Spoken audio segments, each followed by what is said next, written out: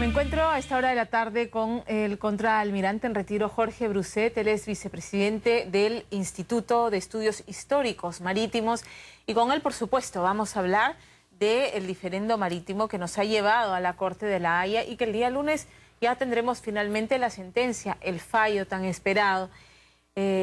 Contraalmirante, ¿cómo está? Muy buenas tardes. Muchas gracias, un placer de estar con usted, Pamela, y un saludo respetuoso para todos sus televidentes. Muchísimas gracias. La demanda marítima, ¿cuál es el origen? Recordemos a la gente dónde empieza el diferendo, cómo es que surge el tema de que no teníamos delimitación marítima con Chile. Yo en este caso quiero recordar a un excelente embajador y amigo que ya nos dejó, Alfonso Arias Schreiber, y él, como fue presidente de la delegación del Perú ante las negociaciones de la Convención sobre el Derecho del Mar, siempre me comentaba y me decía: hay que hacer una simple pregunta. ¿Cuál es la razón por la que Chile pretende mantener frente a Arica 200 millas, dejando casi al Perú frente a Tacna sin mar? Ese creo que ha sido el origen y la inquietud de nuestra Cancillería y autoridades para ver de revertir esta situación que por más de 60 años Chile viene disfrutando de algo que le pertenece legalmente al Perú. Ahora, muchos nos preguntamos por qué se ha esperado tanto tiempo.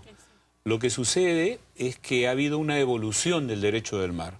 Si bien es cierto, en 1947 el Perú declaró su soberanía y extendió la soberanía hasta las 200 millas, Chile lo hizo el mismo año, antes que el Perú, y posteriormente en el 52, 54, que son los instrumentos que Chile reclama como los tratados que ya definieron los límites, se firmaron algunos compromisos que los ha denominado el embajador Rodríguez Cuadros como compromisos administrativos de carácter pesquero, un poco para orientar a las pequeñas embarcaciones artesanales en la zona. Y se fijó el límite, pero que no, el Perú nunca ha reconocido que ese límite era una frontera marítima. Y entonces, después de que entró en vigor la Convención sobre el Derecho del Mar, que se firmó en 1980, el Perú inició oficialmente tratativas para conversar con Chile, que siempre se negó a ver de revisar y fijar las fronteras marítimas de acuerdo a lo que establece el derecho internacional. ¿Qué establece la Convención del Mar respecto a esta situación en la que Tacna y Arica difícilmente van a tener 200 millas porque las líneas paralelas y luego la línea paralela también que pudiera trazar Perú no le va a tocar 200 millas en ninguno de los dos? Entonces, ¿qué establece la Convención del Mar en este caso? Como usted puede apreciar, Pamela, este no es un caso sui generis ni único. En el mundo las costas no son continuas en una dirección, digamos norte-sur. Y más bien la Convención del Mar, que entró en vigor en 1994, establece varias reglas.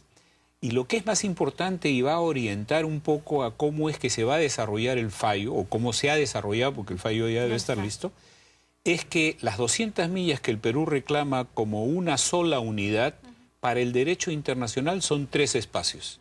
El mar territorial, que es preexistente, viene desde el siglo XVI, y en 1994 entró en vigor 2 nuevas zonas, desde la milla 12 hasta la milla 200, lo que corresponde al mar y el espacio aéreo que se denomina zona económica exclusiva, y lo que corresponde al suelo y subsuelo marino, que es la plataforma continental.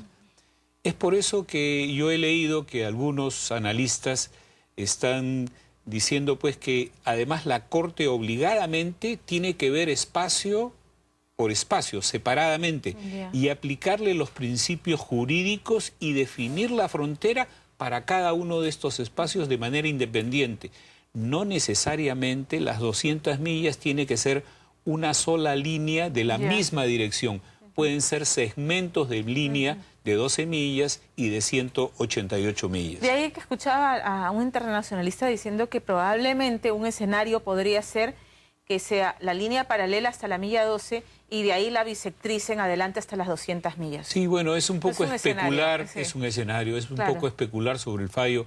La Corte tiene que tener en cuenta una serie de aspectos de tipo jurídico Y no está bien decir pues que la Corte va a tener un fallo salomónico si es que no sigue los intereses de uno de los dos países. Claro. Más bien la Corte va a ajustarse a derecho, a su propia jurisprudencia y a una serie de aspectos no solamente de carácter técnico en cuanto a la delimitación de la frontera, sino también aspectos económicos, históricos y otros. ¿La Convención del Mar establece la equidistancia, la línea equidistante para resolver este tipo de controversias? La Convención del Mar establece dos principios fundamentales. En el mar territorial establece el principio de la equidad, ¿no es cierto? O sea, una equidistancia, una bisectriz. Y también deja que los países libremente o soberanamente puedan tener un arreglo, salvo acuerdo en contrario. Pero eso está a voluntad de los países que quieran tomar una decisión distinta a una regla general. Pero para la zona económica exclusiva y la plataforma continental, después de las 12 millas, habla del principio de equidad que no necesariamente es la equidistancia. Ahí entran una serie de circunstancias especiales, como la que hemos tenido con el Ecuador, por ejemplo, respecto a islas, u otras de carácter económico, pesquero o que fueran, que la Corte tendría en cuenta para tomar una decisión. Pero lo que la Corte hace en principio es trazar una línea bisectriz, equidistante, y después le va aplicando lo que estime conveniente para ajustar la línea a una equidad. Ahora, todo parte de, me imagino que el primer pronunciamiento tendría que ser sobre el tratado pesquero, es también un tratado de límites, ¿no es cierto? Porque Chile en sus alegatos el año pasado lo que dijo es que la práctica consuetudinaria hace que Chile sea, digamos, esa porción de mar sea de soberanía chilena, ¿no? Simplemente por la práctica, y que el tratado era un tratado pesquero y de límites. Sí, para los chilenos es un tratado de límites. Para nosotros hemos visto en el juicio oral todos los argumentos que tienen mucha validez. Inclusive hay que recordar que el juez marroquí hizo una pregunta muy interesante a los dos países, diciéndole cómo es que en 1952, 54, 68 y 69 podía haberse definido una frontera hasta las 200 millas cuando para el derecho marítimo internacional general no existían esos espacios.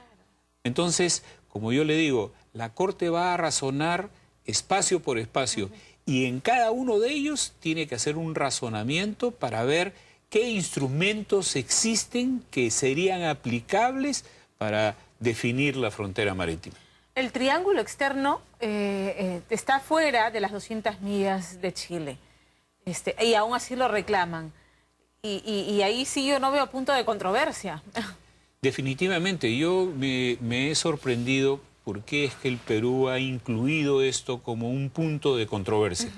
Pero si uno lee la demanda, es una proposición muy inteligente porque le pide a la Corte que reconozca lo que el Perú ya ha definido como suyo, porque Chile es el que lo está objetando, ¿no es cierto?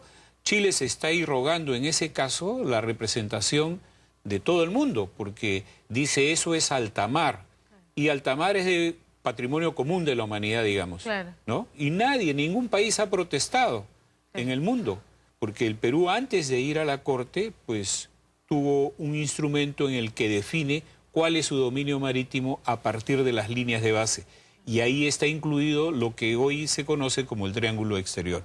Entonces la Corte simplemente tendrá que hacer un reconocimiento, pero no va a definir ninguna línea sobre ese espacio. ¿Hay jurisprudencia que nos permita más o menos ver, o un caso similar que nos permita ver finalmente cómo es que falló la Corte? ¿Hay casos similares? Hay casos similares, no idénticos a los nuestros, pero sí en algunos aspectos. Por ejemplo, entre Honduras y Nicaragua, que son casos muy recientes que resolvió la Corte, existía un paralelo geográfico desde la época de la colonia. Sin embargo, la Corte en los nuevos espacios no los tuvo en cuenta y tampoco ha tenido en cuenta los actos propios que Chile hoy en día reclama. A lo largo de los más de 20 casos que la Corte ha visto de definición de las fronteras marítimas, ha ido creando jurisprudencia sobre estos nuevos espacios en los que básicamente nos da a entender que no tendría por qué definirse sobre la base del paralelo geográfico. hay una serie de antecedentes jurídicicos en el que la Corte ha dejado de lado todos esos antecedentes históricos, entre comillas. Ahora, el escenario post-Haya, hay múltiples escenarios, pero tengo la sensación, y se lo comentaba cuando estábamos en la pausa, que el presidente chileno dice lo políticamente correcto, que es vamos a acatar el fallo, pero inmediatamente hace una acotación, pero lo aplicaremos en un tiempo razonable. Lo haremos en coordinación con el Perú, pero defenderemos los intereses chilenos. No sé, tengo claramente una sensación de pesimismo en Chile respecto a lo que se pueda venir, porque claramente además cualquier cambio ya va a ser favorable para el Perú. O sea, lo desfavorable para el Perú sería que todo quede igual y que los pescadores artesanales se queden con esa porción de mar enana que tienen y que no puedan salir a faenar. Bueno, los peruanos en general tenemos muchas razones para ser pesimistas con nuestro vecino chileno. Tenemos antecedentes históricos, aunque muy lejanos, y que nosotros los hemos superado, pero no los hemos olvidado, ¿no?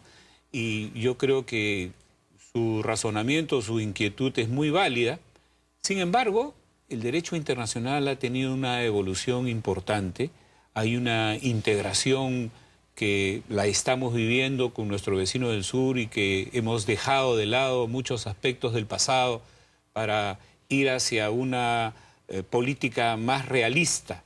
Y entonces yo guardo la esperanza de que realmente Chile se comporte a la altura de las circunstancias, más aún siendo ahora miembro del Consejo de Naciones Unidas. Y esto, el fallo de la Corte está respaldado justamente por las Naciones Unidas y su Consejo de Seguridad. El antecedente del presidente Santos de Colombia de poner reparos a la aplicación del fallo es un antecedente que debiera preocuparnos. Es un antecedente negativo, pero yo tengo mi impresión que ha sido más de una postura política, porque finalmente en el tiempo que tenía Colombia para presentar no diría yo reclamos, pero sí revisión o aclaración del fallo, no lo ha hecho, ¿no es cierto? Y más bien parece ser que ha habido una demora en el cumplimiento, a lo cual Nicaragua ha reaccionado de manera correcta porque ha vuelto a la Corte a decirle, señores, ustedes están en la obligación de hacer que Colombia cumpla el fallo tal cual como ha sido un mandato de carácter internacional. En el escenario de que Chile decidiera no acatar el fallo porque considere que le es desfavorable, ¿eso afectaría las relaciones bilaterales, sobre todo en el tema comercial, que es tan importante, cree? Yo diría que es una pena. Yo no me pondría en ese escenario realmente. Sí, esperemos, como le digo, y además han habido pronunciamientos, como usted bien lo ha mencionado, de las más altas autoridades, del propio presidente de Chile, de la presidenta electa Bachelet, que van a cumplir el fallo. Ahora, el resguardo de sus intereses, bueno, tendrán que ver cómo se adecúan a sus intereses, claro. Me parece muy bien, ¿no? Claro. Claro. Muchísimas gracias, contraalmirante, por estar esta tarde con nosotros. Ha sido un placer, Pamela. Igualmente. Gracias por su invitación. Gracias.